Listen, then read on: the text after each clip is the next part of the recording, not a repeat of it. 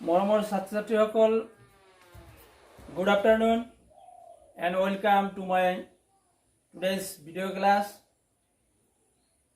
আজি ক্লাছ আৰম্ভ কৰিম। এতিয়া ক্লাছটো হ'ব প্ৰতিহৰণৰ পৰাই লেন্সলৈ আহিম। এতিয়া আমি এইকেইদিন আমি কি শিকিলোঁ?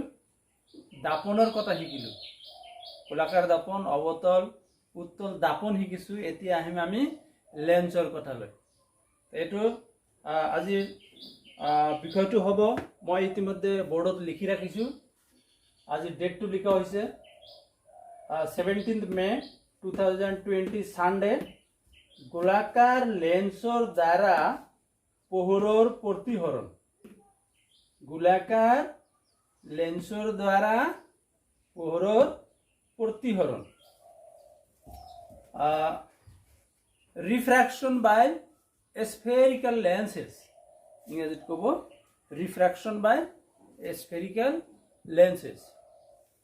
এইটো আমি গোলাকাৰ লেন্সে পোহৰ কেনেকৈ প্ৰতিহৰিত কৰে এইটো কথা শিকাৰ ঠিক আগে আগে আমি এটা গুৰুত্বপূৰ্ণ কথা আগত শিকি ল'ব লাগিব, বুজি ল'ব লাগিব।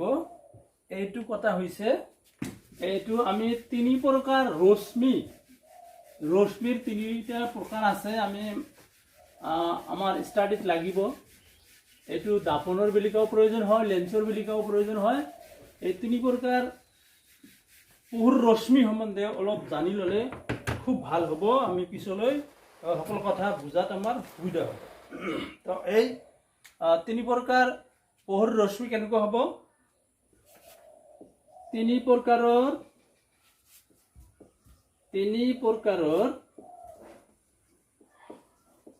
পোহৰ ৰশ্মি পোহৰ ৰশ্মিৰ তিনি প্ৰকাৰৰ পোহৰ ৰশ্মি, তিনি প্ৰকাৰৰ পোহৰ ৰশ্মি। ঠিক আছে, এইটো কেনেকুৱা হ'ব? মানে ৰশ্মি তিনি প্ৰকাৰৰ আমি শিকিব লাগিব এইকাৰণে যে কেতিয়া কোন ৰশ্মি কোনফালে গ'ল, কি তাৰ ৰশ্মিটো কেনেকুৱা আছিল প্ৰকৃতি, সেই ৰশ্মিৰ প্ৰকৃতি আকৌ চেঞ্জ কৰি কোনটো প্ৰকৃতিত আহিল, এইটো কথা প্ৰয়োজনত, এইটো কথাৰ দৰকাৰৰ কাৰণে আমি এইটো শিকিব লাগিব। এক নম্বৰ আহিব সমান্তৰাল ৰশ্মি। এক নম্বৰ আহিব সমান্তৰাল ৰশ্মি। এক নম্বৰ কথা হ'ব সমান্তৰাল ৰশ্মি। এইটো কেনেকুৱা? সমান্তৰাল ৰশ্মি এনেকুৱা যিবোৰ ৰশ্মিৰ গতিৰ দিশত পৰস্পৰ সমান সমান দূৰত থাকে। গতিৰ দিশত গতি যিফালে কৰে সেইফালে যদি এটা ৰশ্মিৰ পৰা আন এটা ৰশ্মিৰ দূৰত্ব সমান সমান হয় তেতিয়াহ'লে তাক কোৱা হয় সমান্তৰাল ৰশ্মি। এইটো চিত্ৰ আঁকিলে বুজা যাব। চিত্ৰ হ'ব এনেকুৱা, এইটো ৰশ্মি এইফালে যায়, এইটো ৰশ্মি এইফালে যায়, বা এইটো ৰশ্মি এইফালে গৈ আছে, বা এইটো ৰশ্মি এনেকৈ গৈ আছে। মুঠ কথাটো হৈছে যে যিফালে গতি কৰিছে এইফালে যাতে এটাৰ পৰা আনটোৰ দূৰত্ব সমান হয়। অলপ কম বেছি হ'ব পাৰে মোৰ আগতে, কিন্তু কথাটো বুজিব লাগিব এনেকৈ যে সমান্তৰাল ৰশ্মি কাক বোলে? যিবোৰ ৰশ্মিৰ গতিৰ দিশত পৰস্পৰ সমান সমান দূৰত থাকে এইবিলাকক কোৱা হয় সমান্তৰাল ৰশ্মি। এইটো এটা কথা হ'ল এক নম্বৰ। এতিয়া আহিব দুই নম্বৰ কথা।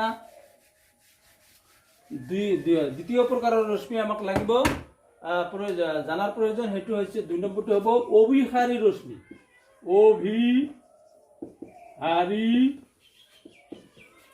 অভিসাৰী ৰশ্মি। অভিসাৰী ৰশ্মিটো কেনেকুৱা?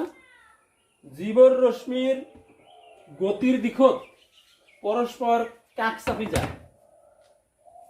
চিত্ৰ আঁকিলে সহজ হয় কথাটো বুজাত। ৰশ্মি এনেকে যাব, এনেকে এইটো ৰশ্মি এইফালে গ'ল, এইটো ৰশ্মি এইফালে গ'ল, আৰু এটা ৰশ্মি এইফালে টানিলো, আৰু ৰশ্মি এনেকে টানিলো। সকলো ৰশ্মি ইয়াৰ পৰা যাত্ৰা আৰম্ভ কৰিছে। দূৰ আছিল কিমান, লাহে লাহে কাষ চাপি চাপি এটা বিন্দুত গোট খাইছে, এটা বিন্দুত মিলিত হৈছে। তেতিয়াহ'লে তাক কোৱা হ'ব অভিসাৰী ৰশ্মি অৰ্থাৎ সূত্ৰ হিচাপে ক'লে কি হ'ব যে গতিৰ দিশত ৰশ্মিবিলাক যদি পৰস্পৰ কাষ চাপি যায় এটা আনটোৰ আৰু কাষ চাপি যায় ওচৰা ওচৰি হৈ যায় যাওঁতে যাওঁতে যদি এটা বিন্দুত গোট খাই এটা বিন্দুত লগ লাগে তেতিয়াহ'লে সেইবিলাক ৰশ্মিক কোৱা হয় অভিসাৰী ৰশ্মি ইংৰাজীত কয় কনভাৰ্জেণ্ট ৰেজ আৰু এক নম্বৰটো আছিল যে সমান্তৰাল ৰশ্মি তাক ইংৰাজীত কয় পেৰেলাল ৰেজ আৰু দুই নম্বৰটো যে অভিসাৰী ৰশ্মি এইটো গতিৰ পথত পৰস্পৰ কাষ চাপি যোৱা ৰশ্মিবিলাক অভিসাৰী ৰশ্মি ইংৰাজীত কয় কনভাৰ্জেণ্ট ৰেজ আৰু 3 নম্বৰটো আহিব ডাইভাৰ্জেণ্ট বা অপসাৰী ৰশ্মি 3 নম্বৰটো কি আহিব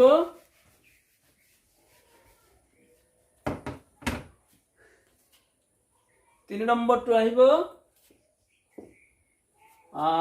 অপসাৰী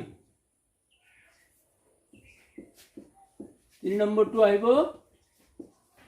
অপসাৰী ৰশ্মি অপসাৰী ৰশ্মি এই অপসাৰী ৰশ্মিটো হ'ব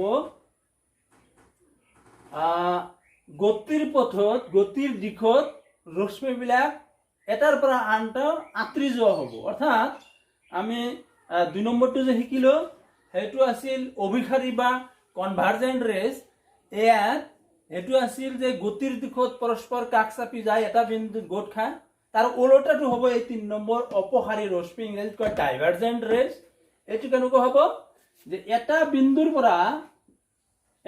পৰা গতিৰ দিশত কি হ'ব গতিৰ দিশত এটা আনটোৰ পৰা আৰু দূৰলৈ গুচি যায় এটা আনটোৰ পৰা কি হয় আঁতৰি যায় এটা আনটোৰ পৰা আঁতৰি যায় তেতিয়াহ'লে বুজিব লাগিব যে কি কৈছে অপসাৰী ৰশ্মিটো কেনেকুৱা এটা বিন্দুৰ পৰা যেতিয়া গতি কৰে ৰশ্মিবিলাক এটা আনটোৰ পৰা লাহে লাহে আঁতৰি যোৱাকৈ এটা বিন্দুৰ পৰা লাহে লাহে সি দূৰলৈ এটাৰ পৰা আনটো আঁতৰি গৈ থাকে মানে নিজৰ মাজত দূৰত্ব আৰু বাঢ়ি গৈ থাকে তেতিয়াহ'লে তাক কোৱা হ'ব ডাইভাৰ্জেণ্ট ৰেজ বা অপসাৰী ৰশ্মি এই তিনিটা ৰশ্মি আমাক জানা বিৰাট দৰকাৰ খুব প্ৰয়োজন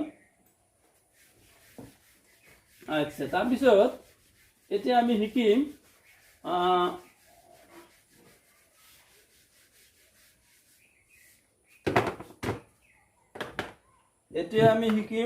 এই 3 প্ৰকাৰ ৰশ্মিৰ কথা শিকিলো এতিয়া আমাক আহিব যে লেন্স কি লেন্সটো কেনেকুৱা হেতু কথা আহিব গতিকে আমি লেন্স শিকিম এতিয়া লেন্সটো শিকিম লেন্সটো তোমালোকে জানা কিছুমান কথা যেনেকৈ আমি মই যেনেকৈ চশমা পিন্ধিছো বয়সীয়াল মানুহবিলাকে যেনেকৈ চশমা পিন্ধে তাৰপিছত সৰু বস্তু ডাঙৰকৈ দেখাৰ কাৰণে যে বিবৰ্ধক কাঁচ থাকে ম্যাগনিফিচিং গ্লাছ থাকে তাৰপিছত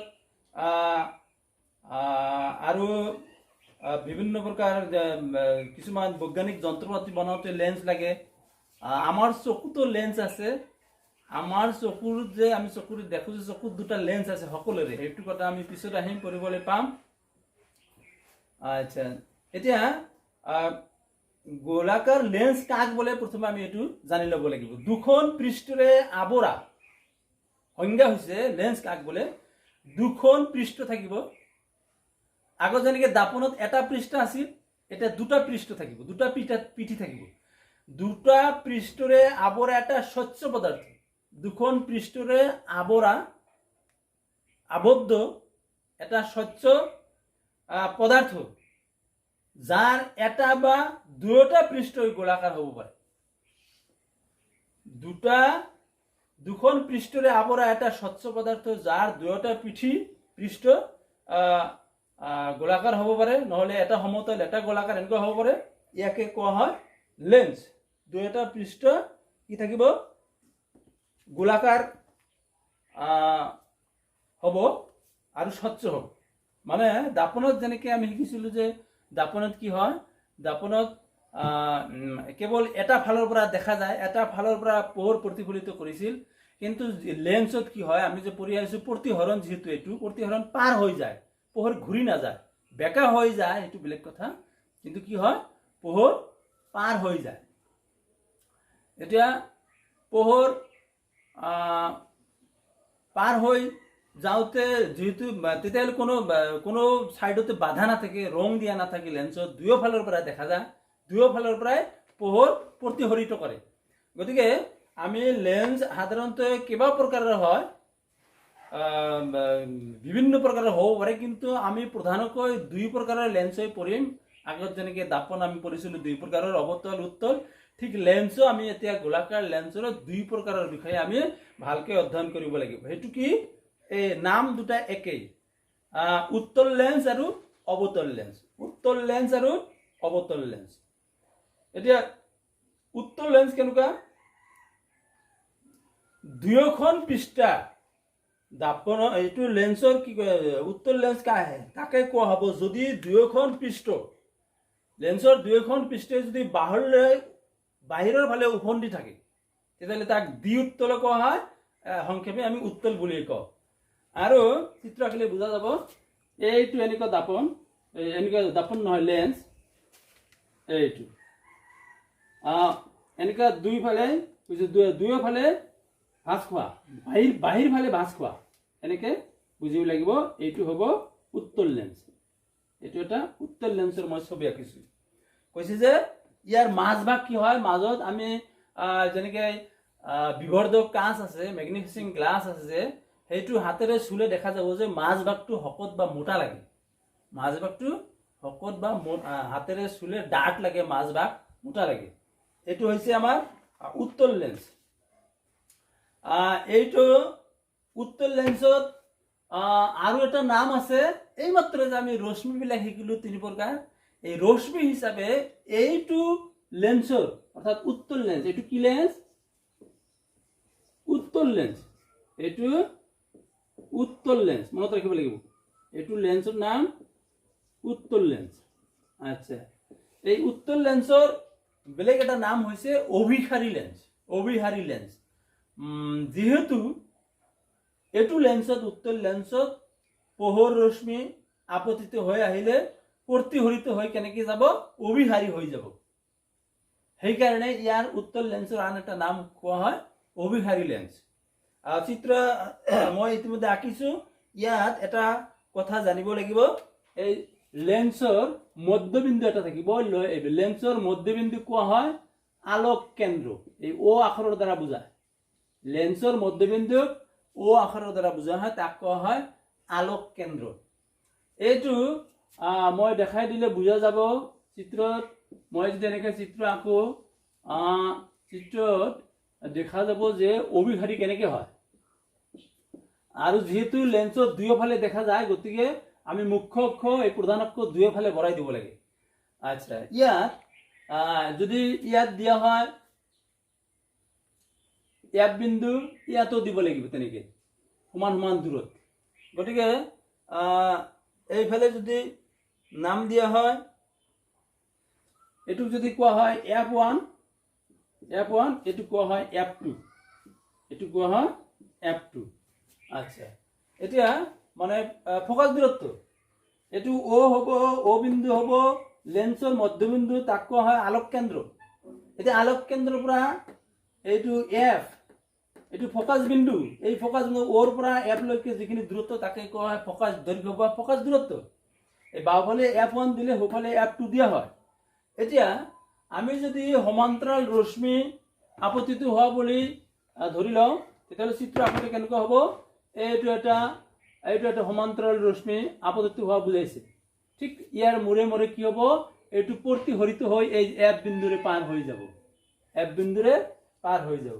এতিয়া ওপৰৰ পৰা ল'লে, এটা যদি তলফালৰ পৰা লওঁ, এই সমান্তৰাল মুখ্য অক্ষৰ সমান্তৰাল আগৰ নিয়মৰ দৰে কিছুমান নিয়মৰ মিল আছে, বহুত মিল আছে। গতিকে এইটো ৰশ্মি যদি আকৌ মুখ্য অক্ষ বা প্ৰধান অক্ষৰ সমান্তৰাল হয়, তেতিয়াহ'লে এইটো প্ৰতিহৰিত হৈ কেনেকৈ পাৰ হৈ যাব, এই এফ বিন্দুৰ মাজেৰে পাৰ হৈ যাব, এফ বিন্দুৰ মাজেৰে পাৰ হৈ যাব। তেতিয়াহ'লে কি হ'ল, এই কাৰণে কোৱা হয় অভিসাৰী। এই যে প্ৰতিহৰিত ৰশ্মি দুটা কি হয়, গতিৰ দিশত নিজৰ ফালে দুয়োৰো ফালে কাষ চাপি আহে, এটা বিন্দুত গোট খাইছে, গতিকে অভিসাৰী হৈ গ'ল। সেইকাৰণে উত্তল লেন্সক অভিসাৰী লেন্স বুলিও কোৱা হয়। এইটো হ'ল উত্তল লেন্সৰ কথা। ঠিক তেনেকৈ আমি এতিয়া অৱতল লেন্সৰো বিষয়ে জানিব লাগিব, শিকিব লাগিব। চিত্ৰ আছে, অংক আছে, বহুত কথা আছে। আমি লাহে লাহে আমি আগবাঢ়ি যাওঁ। আচ্ছা, এতিয়া অৱতল লেন্স এতিয়া কাক ক'ব? আগতটো আছিল যে দুয়োটা পৃষ্ঠ বাহিৰ ফালে ভাঁজ খোৱা, বাহিৰ ফালে পৃথিৱীখন কেনেকুৱা আছিল? বাহিৰ ফালে ওফন্দি থকা, ফুলি থকা।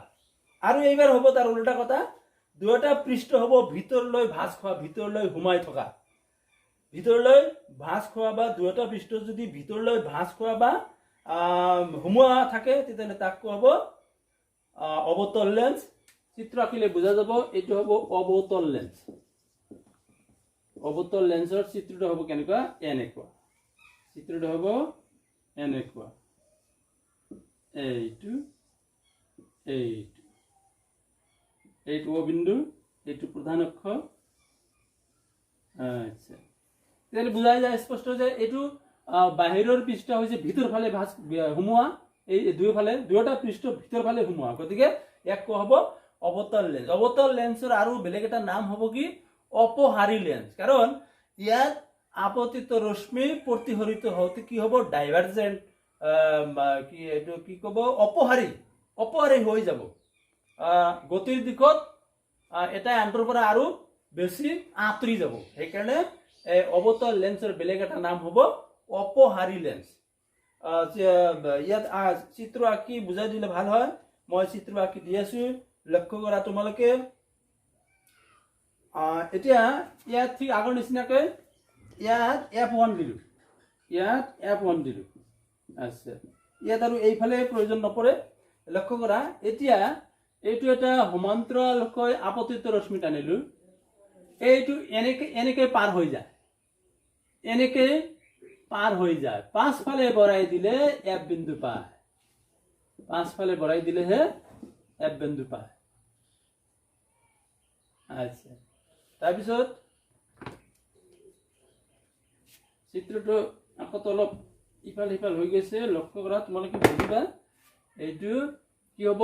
এনেকে এনেকে এনেকে যাব, এনেকে পাৰ হৈ যাব। এইটো ৰেখা পাঁচফালে বঢ়াই দিলে এনেকে F বিন্দু পাৰ হ'ব। ঠিক তেনেকে আকৌ যদি এইফালৰ পৰা এটা আপতিত ৰশ্মি টনা হয়, এনেকে সমান্তৰাল মুখ্যকৰ সমান্তৰালকৈ, তেতিয়া দেখা যাব যে এইটো এইটো এনেকে এনেকে পাৰ হৈ গ'ল। এইটো এটা প্ৰতিহৰিত ৰশ্মি এইফালে গ'ল, এইটো এটা প্ৰতিহৰিত ৰশ্মি এইফালে গ'ল, অৰ্থাৎ অপহাৰী হৈ গৈছে। আৰু এইটোও পিছফালে বঢ়াই দিলে F বিন্দু পাব, এনেকে অপহাৰী। গতিকে অপহাৰী হোৱা কাৰণে সেইকাৰণে অৱতল লেন্সৰ বেলেগ এটা নাম হৈছে কি? অপহাৰী, অপহাৰী লেন্স। এতিয়া আমি এই দুটা লেন্স সম্বন্ধে প্ৰথমে জানি ল'লে ভাল হয়। আজি মোটামুটি এই দুটা লেন্স চিত্ৰ আঁকি শিকিলোঁ, বুজিলোঁ। মনত ৰাখিব লাগিব যে গোলাকাৰ লেন্সৰ দ্বাৰা পোহৰৰ প্ৰতিসৰণত উত্তল লেন্স অৱতল লেন্সৰ কথা আহিব। উত্তল লেন্স কাক বোলে? দেখালোঁ যে দুয়োটা পৃষ্ঠ যদি বাহিৰ ফালে ওফন্দি থকা দেখায়, বাহিৰ ফালে কি হয়? দুয়োটা পিঠিফাল যদি ওফন্দি থাকে, ওফন্দি এনেকে এনেকে এনেকে দুয়োফালে, তেতিয়াহ'লে তাক ক'ব উত্তল লেন্স। আৰু আৰু অৱতলৰ বেলেগে এনেকে হয়, এনেকুৱা এনেকুৱা। চিত্ৰ দেখিলে বুজা যায় দুয়োটা পৃষ্ঠত ভিতৰ ফালে সোমাই থকা, তেতিয়াহ'লে অৱতল লেন্স। আৰু অৱতল লেন্সৰ বেলেগ নাম হ'ব অপহাৰী লেন্স। আৰু এটা কথা মনত ৰাখিলে ভাল, আমি মনত ৰাখিব লাগিব, ইয়াৰ পিছত দৰকাৰ হ'ব। উত্তল লেন্সত যিবিলাক প্ৰতিবিম্ব গঠন হ'ব, আমি আগত যেনেকে দাপনত যেনেকে পাইছোঁ, কথাটো অলপ এনেকে মনত ৰাখিলে বেয়া নহয় যে অৱতল দাপনত যেনেকুৱা ধৰ্ম প্ৰকৃতি পাইছোঁ, সেই অৱতল দাপনৰ বেছিভাগ কথাই মিলি যাব আহি ইয়াত উত্তল লেন্সৰ লগত, মনত ৰাখিব লাগিব। আৰু আগৰ উত্তল দাপনত যিবিলাক কথা পাইছোঁ তাৰ বেছিভাগ, সকলো কথা নহয়, সকলো ধৰ্ম মিলাৰ কথা নহয়, বেছিভাগ ধৰ্মই মিলিব আকৌ উত্তল দাপনৰ ধৰ্মবিলাক আহি মিলিব এতিয়া অৱতল লেন্সৰ লগত। অৰ্থাৎ উত্তল লেন্সত হ'ব প্ৰতিবিম্ব কি হ'ব? উত্তল লেন্সত গঠন হোৱা প্ৰতিবিম্ব হঠ হ'ব ওলোটা হ'ব হঠ হ'ব উত্তল লেন্সত এতিয়া প্ৰতিবিম্ব হঠ হ'ব ওলোটা হ'ব ইংৰাজীত ক'ব ৰিয়েল এণ্ড ইনভাৰ্টেড প্ৰতিবিম্ব কেনেকুৱা হ'ব ৰিয়েল এণ্ড ইনভাৰ্টেড হঠ আৰু ওলোটা আৰু ঠিক তাৰ ওলোটা হ'ব অৱতল লেন্সত এইটো লেন্সত অৱতল লেন্সত কি হ'ব প্ৰতিবিম্ব সদায় কি হ'ব আমি শিকি আহিছোঁ সদায় উত্তল দাপনত যেনেকৈ শিকিছোঁ সেইটোৱে ইয়াত আহিব সদায় অসৎ হ'ব আৰু থিয় হ'ব অসৎ আৰু থিয় হ'ব অৰ্থাৎ ইংৰাজীত কোৱা virtual and erect virtual and erect তো আজি ক্লাছ আৰু দীঘলীয়া নকৰোঁ এই দুটা কথা আমি দুটা লেন্সৰ পৰা মাত্ৰ আৰম্ভ কৰিলোঁ আজি আৰু কেইবাদিন লাগি যাব আমি লাহে লাহে সহজ কথা বুজি সহজৰ পৰা লাহে লাহে কঠিনৰ ফালে যাম তেতিয়া সুবিধা হ'ব এইবিলাক কথা আমি ঘৰত বহি বহি ধুনীয়াকৈ কিতাপ চাই চাই পঢ়িব লাগিব এইটো তোমালোকে পাই যাবা মেইন কিতাপৰ 176 পেজত 176 পৃষ্ঠাত তোমালোকে এই পঢ়াবিলাক পাবা যি কি নহওক আজি তোমালোকে জানা হয়তো আজি 17 তাৰিখ সানডে আজি লকডাউনৰ এটা পৰ্যায় শেষ হ'ব আজি 17 তাৰিখ আজি ৰাতি ঘোষণা হ'ব এতিয়া আকৌ লকডাউন 4 বুলি নাম দিছে কালিৰ পৰা অহাকালি 18 তাৰিখৰ পৰা আকৌ লকডাউন 4ৰ কিছুমান নিয়ম নীতি নিৰ্দেশনা গাইডলাইন চৰকাৰে দিব সেইবিলাক আমি সকলোৱে মানি চলিব লাগিব যেনেকৈ ক'ব ঘৰত থাকিবলৈ ক'লে ঘৰত থাকিম আৰু সোশ্যাল ডিষ্টেন্সিং মানি চলা অৰ্থাৎ মানুহৰ ভিৰৰ মাজত নোযোৱা কোনো নতুন অপৰিচিত মানুহৰ ওচৰত নোযোৱা ইত্যাদি যিবিলাক চৰকাৰী নিৰ্দেশনা আহে সেইবিলাক যাতে আমি সকলোৱে মানি চলোঁ এইটো আশা ৰাখি তোমালোকক সবকে ধন্যবাদ জনাই আজিৰ ক্লাছ ইয়াতে সামৰিছোঁ অল দ্য বেষ্ট